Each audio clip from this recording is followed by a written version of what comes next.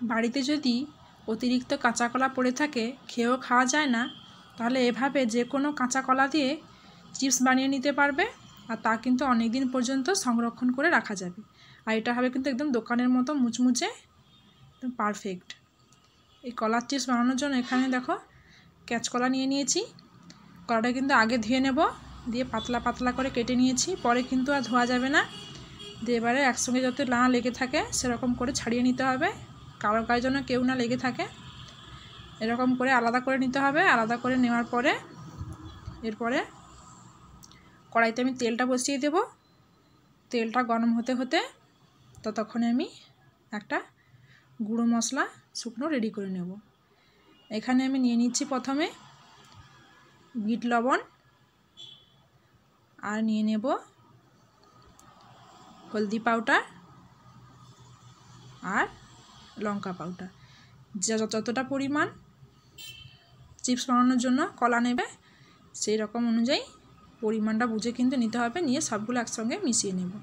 মশলাটা সেরকমভাবেই নিতে হবে। নিয়ে মিশিয়েটা আলাদা করে রেখে দেবো। তখন ধর তেলটাও গরম হয়ে গেছে। এরপরে এটা কিন্তু বেশি তেলেও ভাজতে পারো কিংবা কম তেলে অল্প অল্প করে দিয়ে ভেজে নেব। যেহেতু আমি অল্প তেল নিয়েছি, একসঙ্গে কিন্তু বেশি দেওয়া যাবে না, সেক্ষেত্রে তার গায়ে লেগে যেতে পারে।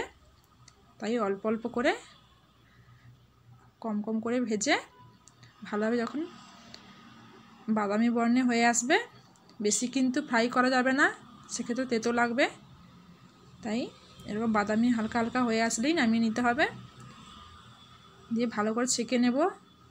নিয়ে এই গরম অবস্থাতেই কিন্তু যে গুঁড়ো মশলাটা আগে রেখেছিলাম শুকনো, ওই মশলাটা এবার ছড়িয়ে দেব।